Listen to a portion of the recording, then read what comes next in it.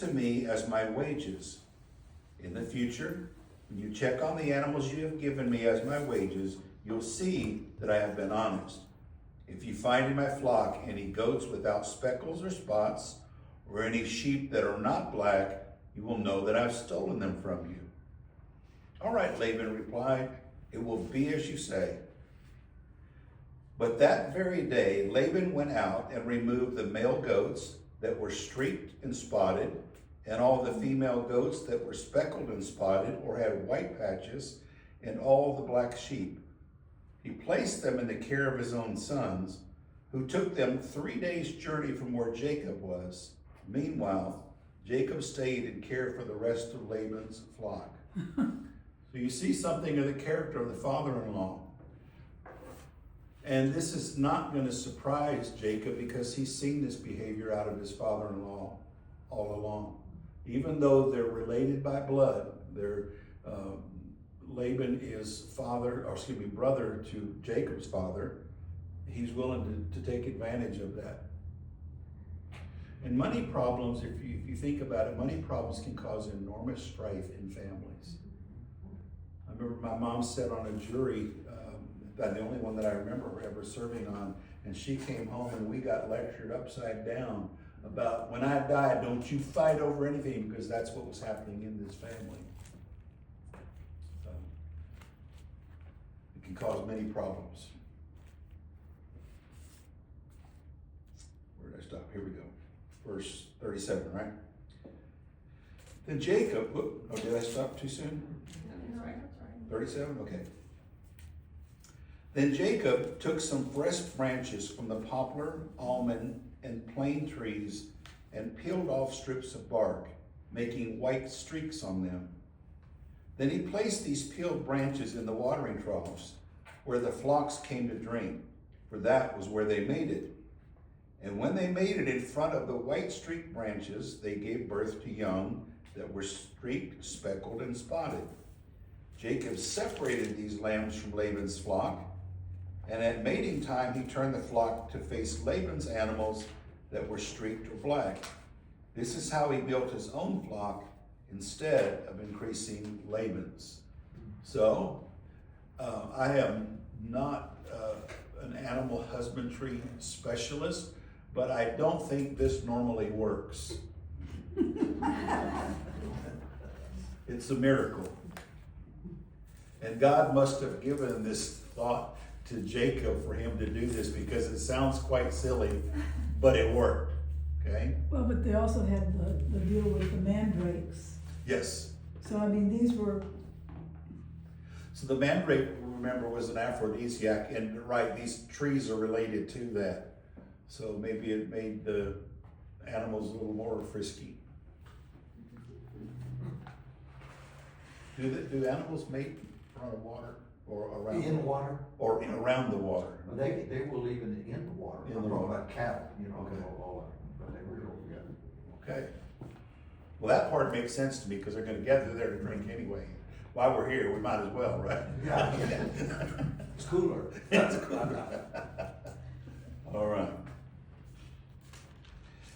Whenever the stronger females were ready to mate, Jacob would place the peeled branches in the watering troughs in front of them. Then they would mate in front of the branches. But when he didn't do this with the weaker ones, so the weaker lambs belonged to Laban. So he's playing his father-in-law's game here. And the strong ones were Jacob's. As a result, Jacob became very wealthy with large flocks of sheep and goats, female and male servants, and many camels and donkeys. So I believe this is what happened in the 6-year period after he worked the 7 years for the girls. This happened during that period of time, because you don't just grow a flock overnight and get all this. It happened over a period of time. Okay. Now, let's see how it continues to go. Any questions so far? I think it's fun to see this human side of people in the scriptures. We can be sneaky boogers, can't we? We don't learn. Yeah. But I think it also shows that the Bible, it shows both good and bad. And it makes it more believable because it's not all flowery. Yeah. Shows the bad side of people, the bad side of kings, the bad side of prophets. We would have written it like an obituary, you know, she never put anything bad in an obituary. We put all the good stuff in there. Yeah, we would have left out the bad stuff, especially when you get into some of the more consequential sins like King David and Bathsheba and the murders and things, you know, there's like, we don't want to talk about that, but I think that's just another one of the many proofs that God wrote this book.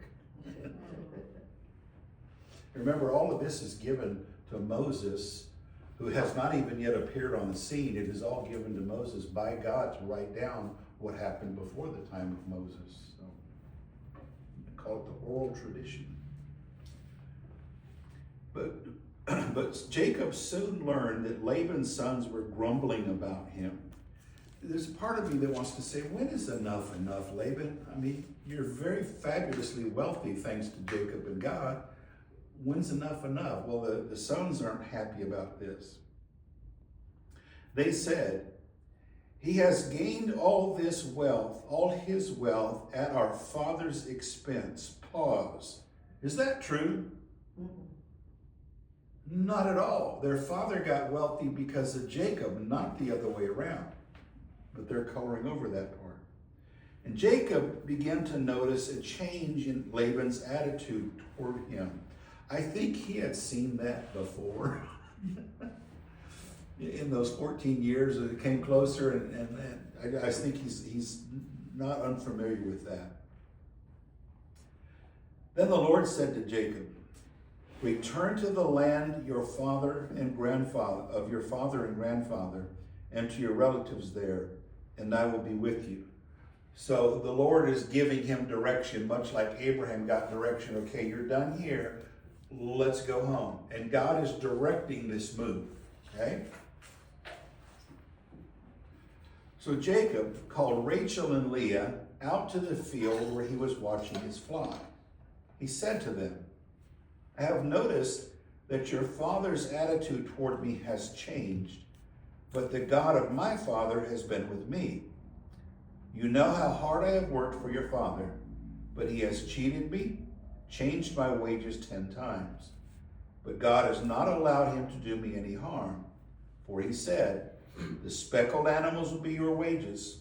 The whole flock began to produce speckled young. And when he changed his mind and said, the striped animals will be your wages, then the whole flock, produced striped young. In this way, God has taken your father's animals and given them to me. I like the fact that he's letting his wives in on this. For people who think that the Old Testament was all, me Tarzan, you Jane, it's not. You see this man acting in a godly fashion, including his wives in the plan that God has for them. So they're not seen as less than, but he's treating them as helpmates, as it says in the first part of Genesis. I think that's pretty cool. And they're kind of jealous of each other too. A little bit. One time, during the mating season, I had a dream and saw that the male goats mating with the females were streaked, speckled, and spotted. Then in my dream, the angel of God said to me, Jacob, and I replied, here I am. The angel said, look up, and you will see that only the streaked, speckled, and spotted males are mating with the females of your flock. For I am the Lord God who appeared to you at Bethel, the place where you anointed the pillar of stone and made your vow to me.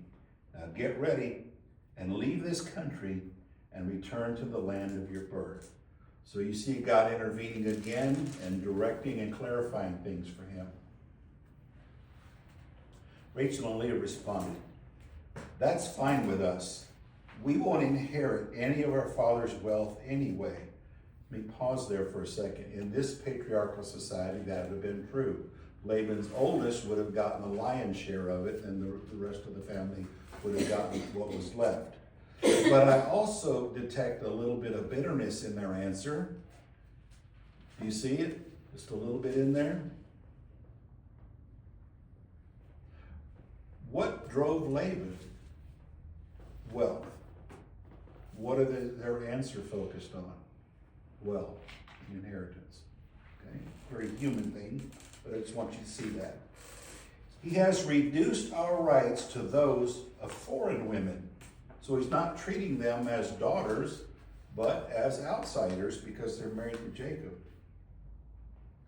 And after he sold us, that's an interesting way. So they were wages, so not necessarily did he sell them, but they were part of a business transaction. He wasted the money you paid him for us. All the wealth God has given you from our Father legally belongs to us and our children. So go ahead and do whatever God has told you. So Jacob put his wives and children on camels. He drove all his livestock in front of him. He packed all the belongings he had acquired in Padan Aram, and he set out for the land of Canaan, where his father Isaac lived. At the time they left, Laban was some distance away shearing his sheep. Rachel stole her father's household idols and took them with her. Jacob outwitted Laban the Aramean, for they set out secretly and never told Laban they were leaving. So Jacob took all his possessions with him and crossed the Euphrates River, heading for the hill country of Gilead. We're going to discover in this story something that you see here, but it's not as obvious. Jacob lived with a healthy amount of fear of his father-in-law. And that's why it's easier to sneak out under the cover of darkness than to have to deal with him again. At the same time, his experience with his father-in-law is always getting taken advantage of, so it kind of makes sense why he would want to do that. Okay?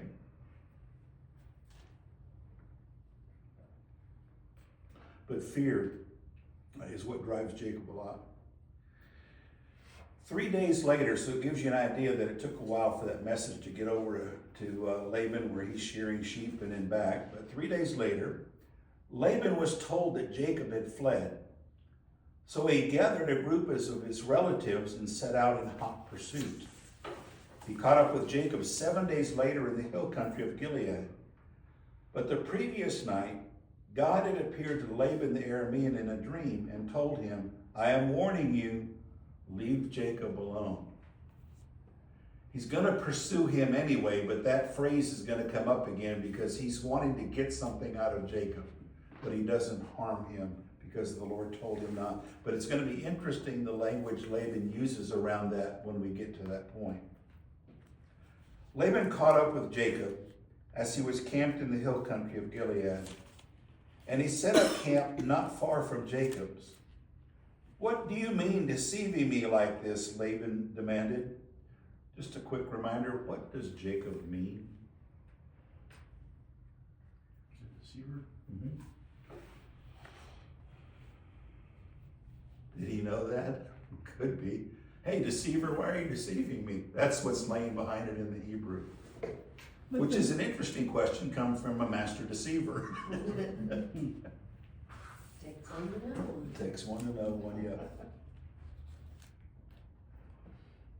Where did I stop here? What do you mean by deceiving me like this? Laban demanded. How dare you drag my daughters away like prisoners of war? Now you see how he talks about his daughters there, but that's not how they talked about Dad just a few verses before. There's some turmoil in the family. I gather the fact that he's using the daughter thing because it's to his advantage to talk about his daughters and not your wives. Okay? And look how he describes it, prisoners of war. There hasn't been a war. Why do you slip away secretly? Why did you deceive me? And why didn't you say you wanted to leave? I would have given you a farewell feast with singing and music, accompanied by tambourines and harps, which he could do as a wealthy man.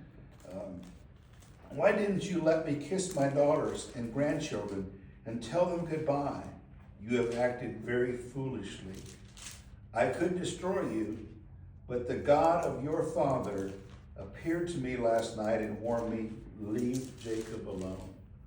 What clue do you get from that sentence about his attitude toward God?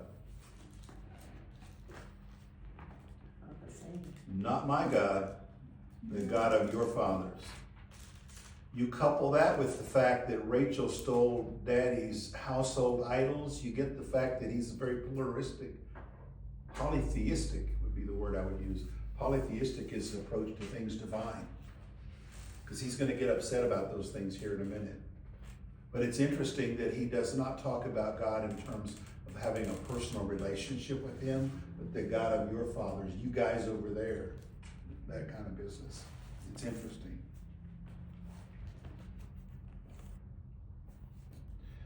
I understand your feeling that you must go and your intense longing for your father's home, but why have you stolen my gods? Notice he ends with that. I wonder if Laban thinks all the blessings he's got has come from those little household gods of his. I want my toys back so I can keep staying wealthy. And here you get something of Jacob. I rushed away because I was afraid. What cancels out fear? Faith. That's the Bible's prescription for fear, is to put your trust completely in God. And he either gets you out of it, keep you strong under it. That's his promise. What it tells us there is that Jacob, like many people, struggled between fear and faith. It's easy to be full of faith when you're sitting in church on a Sunday morning. It's another difficult thing out in the trenches when life gets hard. But in those moments of fear, that's when you really need to cling to your faith in God. And that's why I love promises like Romans 8:28. In all things, God works for the good of those who love him and are called according to his purpose. That's the kind of promise I hang on when fear starts to grip my heart. And then go back and look at the faithfulness of God all throughout my life. If he's done that in the past, certainly he'll do that in the future. But as for your gods, I love the fact that he distances himself from those idols. See if you can find them and let the person who has taken them die. Pretty harsh. And if you find anything else that belongs to you, identify it before all these relatives of ours, and I will give it back. But Jacob did not know that Rachel had stolen the household idols. Notice how he invokes the community as a witness to his honesty. And if anything that belongs to you is here, I will give it back to you in front of the community so that we all know. We saw this pattern back in Abraham and others to bring the community together. Jesus takes that in Matthew 18. He talks about the role of the church when people fail. If your brother sins against you, go to him. If you win him over, you have a brother. If not, take one or two others with you. If that doesn't work, tell it to the church. Maybe they'll see it, how serious this issue is, and then we win them back to the Lord. And Jesus closes that chapter with that section of that chapter with a very interesting phrase. And if they do not repent, treat them as you would a tax collector and sinner. Now, as a young buck, I thought that meant you ostracize people. Okay, you're going to be booted out because of your lack of faith until you go start looking, who did Jesus hang out with the most? Tax collectors and sinners. So I believe that what that phrase of Jesus in Matthew 18 means is, and when you have to put somebody out of the fellowship, you put them right on your evangelism list and you stay in relationship with them. So you can win your brother back. That's the whole goal of all of those steps, is to win somebody back to the Lord. Let's see what old Laban does. Laban went first into Jacob's tent to search there, because he thought that's who did it.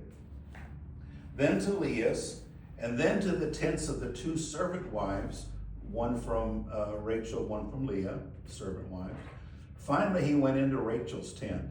So I'm wondering if in his mind is, well, Jacob is most likely. If it's not Jacob, then it must be Leah. If it's not then it's these two girls. And then certainly it's not Rachel, but I'll look there anyway.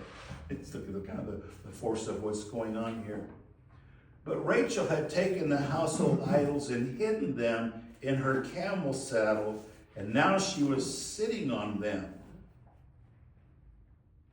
I wonder if she took those as payback for the way she felt Dad felt about her as a prisoner of war. When Laban had thoroughly searched her tent without finding them, she said to her father, "Please, sir." Isn't that interesting, sir? Not Dad. I was raised in a military family. I had to call my dad sir. That's the way it was. Good discipline. "Please, sir, forgive me if I don't get up for you.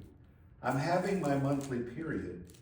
So Laban continued his search, but he could not find the household idols.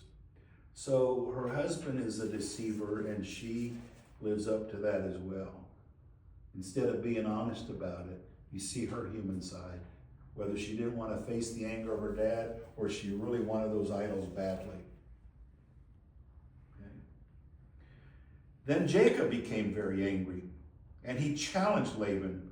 "What is my crime?" he demanded. "What have I done wrong to make you chase after me as though I were a criminal? You have rummaged through everything I own. Now show me what you found that belongs to you. Set it out in front of us before our relatives for all to see. Let them judge between us." He absolutely had no clue what Rachel had done. "For 20 years I have been with you, caring for your flocks. In all that time your sheep and goats never miscarried. All those years I never used a single ram of yours for food.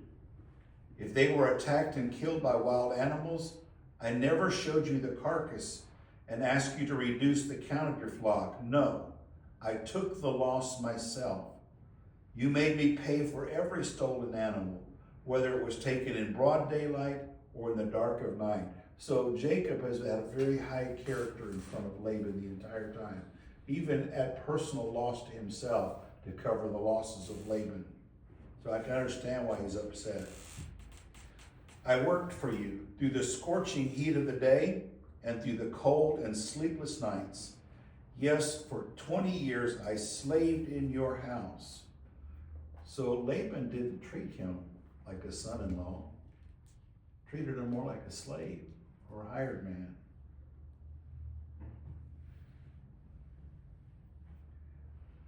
"Yes, for 20 years I slaved in your house. I worked for 14 years earning your 2 daughters, and then 6 more years for your flock. And you changed my wages 10 times. In fact, if the God of my father had not been on my side, the God of Abraham and the fearsome God of Isaac, you would have sent me away empty-handed. But God has seen your abuse and my hard work. That is why he appeared to you last night and rebuked you." I love how Laban brings God into the conversation here. And let that be the arbiter right there. Let that be the final say-so. Then Laban replied to Jacob, "These women are my daughters. These children are my grandchildren. And these flocks are my flocks. In fact, everything you see is mine. But what can I do now about my daughters and their children? So come, let's make a covenant, you and I, and it will be a witness to our commitment." So Jacob took a stone and set it up as a monument. Then he told his family members, "Gather some stones." So they gathered stones and piled them in a heap. Then Jacob and Laban sat down beside the pile of stones to eat a covenant meal. To commemorate the event, Laban called the place Jegar Sahadutha, which means witness pile in Aramaic. And Jacob called it Galid, which means witness pile in Hebrew. Then Laban declared, "This pile of stones will stand as a witness to remind us of the covenant we have made today." This explains why this place is called Galid, witness pile. But it was also called Mitzpah, which means watchtower. For Laban had said, "May the Lord keep watch between us to make sure that we keep this covenant when we are out of each other's sight." If you mistreat my daughters, or if you marry other wives, God will see it, even if no one else does. He is a witness to this covenant between us. See this pile of stones, Laban continued, and see this monument I have set between us. They stand between us as a witness of our vows. I will never pass this pile of stones to harm you, and you must never pass these stones or this monument to harm me. I will call on the God of our ancestors, the God of your grandfather Abraham, and the God of my grandfather Nahor, to serve as a judge between us. So Jacob took an oath before the fearsome God of his father Isaac to respect the boundary line. And then Jacob offered a sacrifice to God there on the mountain and invited everyone to the covenant feast. After they had eaten, they spent the night on the mountain. Laban got up early the next morning and kissed his grandchildren and his daughters and blessed them. Then he left and returned home. So, pretty interesting story. And you see the family dysfunction in it. We talked last week how sin is dysfunction. We're not functioning as we're supposed to. And every family has dysfunction and sin in it. It's just some have a greater degree than others, but it's still there. Now, lest we boast about it, we see sin and dysfunction from a different perspective than God does. If I imagine I had a pile of Legos and I just started randomly building a funny wall, and you would see from our perspective that some are higher than others, right? Some piles higher than other piles. We tend to look at sin that way, and that's where this phrase, and I don't like the phrase, but I hear it every now and then, there but for the grace of God go I. That sounds very humble and holy, but it can also sound very snooty, and that's how my ears hear it. It's like, oh, you're better than me there, okay. But that's how we see sin, staggered. Some have more, some have less. That's our perspective looking on it this way. God looks at it from above, and it's on everybody. He doesn't see the piles we do. He sees that we've all got it. And that's why we all need Jesus. It's an important perspective to remember. If you have less sin in your life, praise God for that. But my experience as a Christ follower is the more close I am to Jesus, the more I am aware of my sins. I don't know if that's your experience or not, but I can't capture every thought and make it holy. I can't capture every attitude and every word to make it holy. Can you? That's the struggle of it. But the gracious thing is, as God looks from on high at the fact that everybody has sins, if you've got Jesus in your heart, he sees through the lens of Jesus, and your sin is blotted out. That's the beautiful part of what Jesus accomplished for us on the cross. In our Bible study Monday, we were talking about sin, and we all struggle with sometimes our feelings about sin and stuff. And Don Leppi was presenting this, and he said, you know, when you have Christ inside you and the Holy Spirit, your spirit does not sin, but your body can still sin. And the rationale is that, let's see if I can word this right. When I ask for forgiveness, it's for the forgiveness that I did not live up to the holiness of no sin. I will try again. You know, forgive me that I did not live like Jesus. You know, my spirit is good, but my body is not. I'm not getting it right, but it made me feel better about understanding sin. Is that, yes, I still do, because I could not. Can you help me, Jesse? You know, we had a really good discussion. Yeah, we did. It was, you know, I was not able to be perfectly holy. Not that Wish I did, it was so beautifully said there, that, you know, it's, my spirit didn't sin, my body did. I was not able to live up to the holiness, but I will try again tomorrow to be better. Pastor, do you know, Don Lippy? Yeah, very Oh, well. yeah.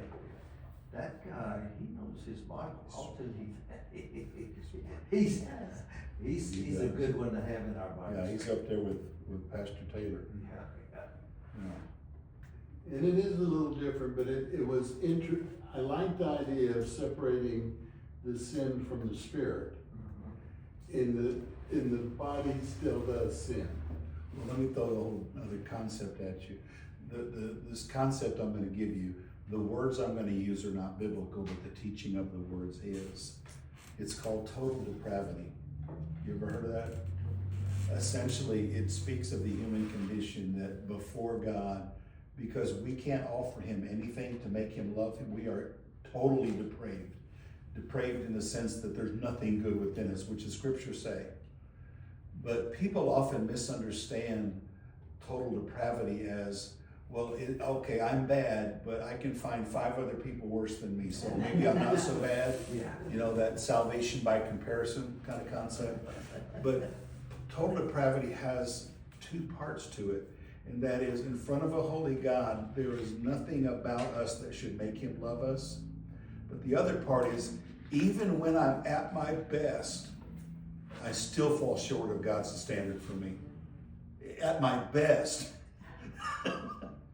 And that's biblical truth. And that's the meaning behind that theological phrase of total depravity. Let me say the whole thing in a different way. The Bible teaches us that we are born in sin. The church term is called original sin. We're born with it.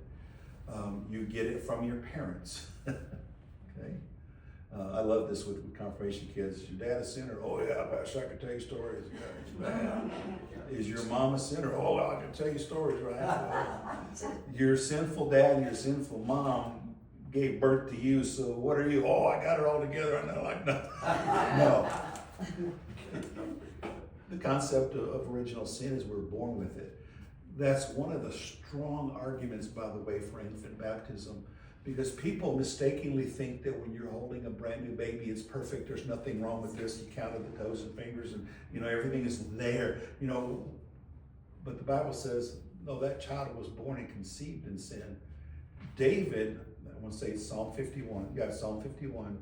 That's David's big confession psalm to God after Bathsheba. In that psalm, he says, surely I was sinful from birth, sinful from the moment my mother conceived me.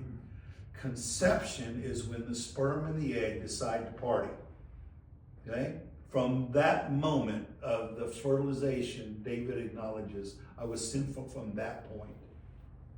So we're born that way. And because we have original sin, we go on to use what theologians call actual sins. Because we've got that problem, we actually go out and sin. The chicken? So chicken pox don't mean that you have the disease. Chicken pox are evidence that you do have it. What came first, the chicken pox or the specks? The pox came first, and then it revealed itself in your body in those little, they're red, aren't they? Been so long. Yeah, that's how you know you have chicken pox, is because it demonstrates itself in your body. And that's our condition. In Isaiah says that every thought and inclination of man is evil from the start. So the Bible doesn't paint a pretty picture about us, does it? There's nothing about me, nothing about you that would make God love us. Nothing. Because even at our best, we still don't live up to the standard. And before you beat yourself to death, that's the action of the law. The gospel comes in and says God knows that about you, and he sent his son to become all of that for you. And on the cross, he traded his life for ours. Can I stay on this sermon a little bit longer? Okay. So, I just forgot what I was going to say. It was gonna be so impactful. It will be. You should've just kept talking, you shouldn't have I stopped. know. Shouldn't have permission.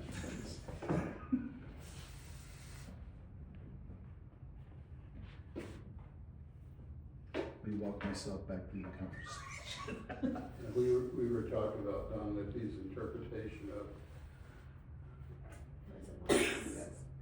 you know, of your spirit is, once God is in you, your spirit is perfect, it's the body that's in.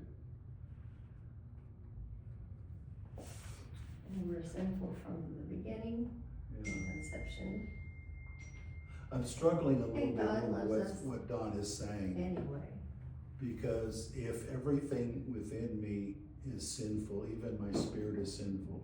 If he's talking about the fact that the Spirit of God dwells in you, Yes. that spirit cannot sin. That's what he said. But that's the spirit, that's not you. Okay. He, and I agree with this, good weird, he separates it. Yeah. He sees a spirit, a soul, and a body.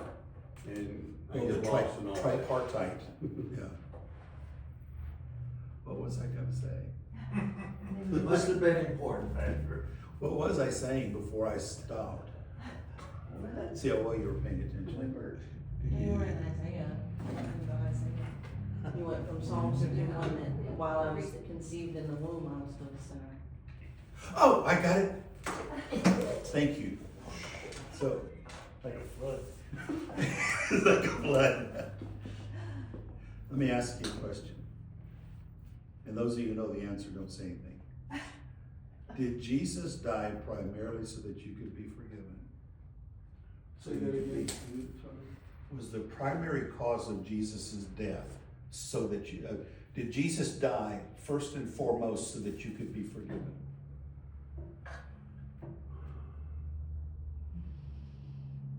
What does your heart want to say? Heart wants to say yes, that he did.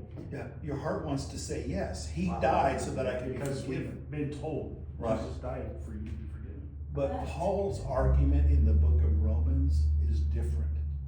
He says that Jesus died so that he could pay the penalty for our sin. Because God, who is holy, cannot have sin in his presence.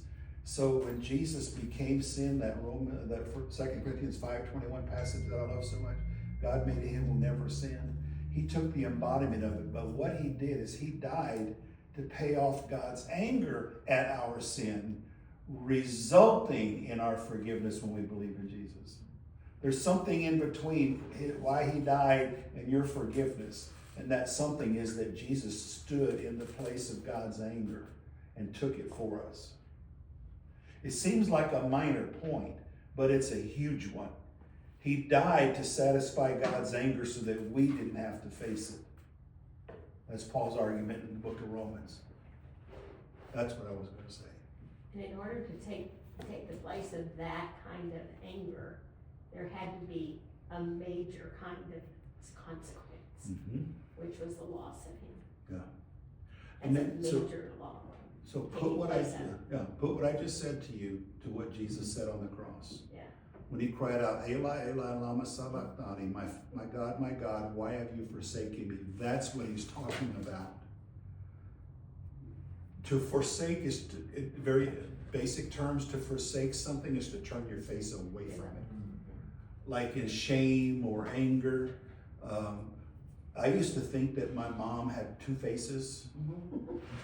Because she could be busting me righteously, busting me, and the phone rings.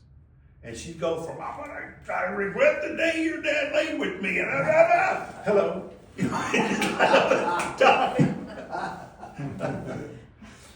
I used to think that God was like that too, because he's angry and then he's not angry. What's going on here? Well, in between those, Jesus took the wrath of God on the cross. So when he cried that out, why have you forsaken me? His father turned his father face away and threw a whooping on Jesus that cost him his life. And you think of that verse in 2 Corinthians 5:21. He who knew no sin became sin. Apparently there's about 8 billion people on the planet today. All of that sin of 8 billion people. all who have ever gone before, all of that sin, all who are gonna follow after, all of that Jesus took. So when on the cross, when God turned his Father face away and he looked at Jesus, what did he see? Sin. The worst embodiment of human sin ever. All of it was placed on him. And then He's he, the only one that could do Yeah. that, because he was sinless. Wasn't his sin, it was ours. And God threw a whooping on him that cost him his life. And the other thing to put in this too, remember Jesus is not just human. Jesus is also fully God. And he could have stopped that, like he could have popped off the cross if he wanted to, but go back to what Paul says in Philippians, he humbled himself even to the point of death. And it's like, okay, Dad, whatever you gotta do, I'm just gonna stand here and take it. But Jesus knew this was going to happen. Absolutely. From the very foundations of the earth, he knew. But He it still had to wasn't- go through it. And he didn't just hop, skip, and jump up there either. You go back to the Garden of Gethsemane the night before in prayer when it says that his sweat came off him like great drops of blood. And then one of the facets of the crucifixion, remember when the soldier poked the spear up under his ribs into the pericardial sac and out came blood mixed with water? I asked a cardiologist, this was back in I think it was in Michigan when James was born, or it was in Nebraska. I asked, what accounts for water being in the pericardial sac? He said, the only explanation I can give you in layman terms is it happens when you have a broken heart. That would account for the presence. The anxiety would cause the blood and water to mix in the pericardial sac, and so thus it would come out. Incredible. Never heard of that before.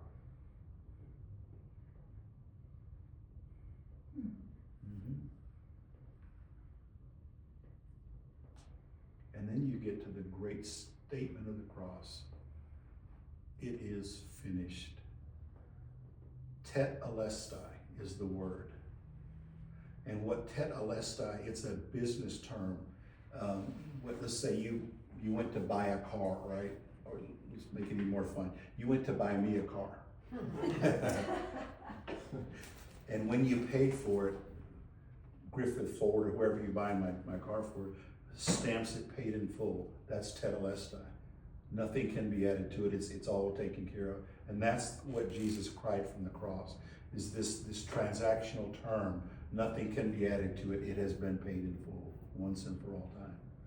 That's what's the power behind those words.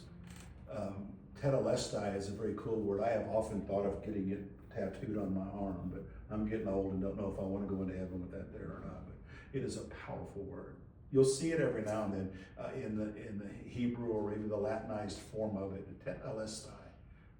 It's a beautiful word, but it's long. But paid in full, nothing can be added.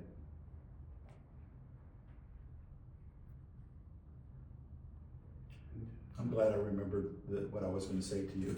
Thank you for reminding me where I I'm was. sorry if I got you off track. No, I do that all by myself. I think what you've added is so important. Thank you.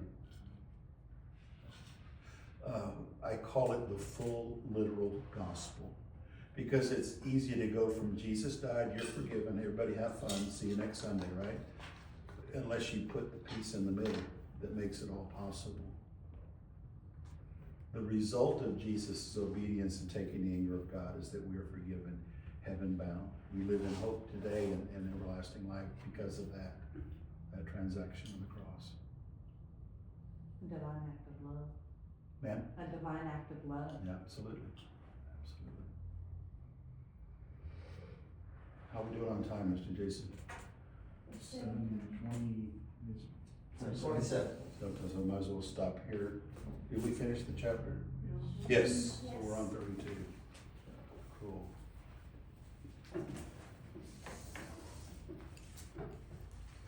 Going back to that struggle with sin, because you were talking about that struggle.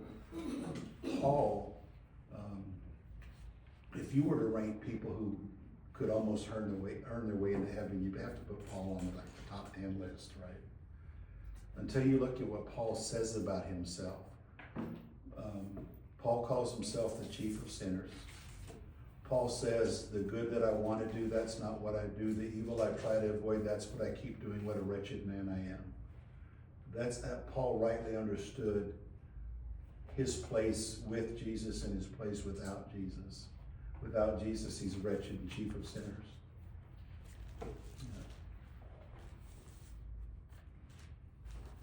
I once illustrated that in a sermon. It's been years ago.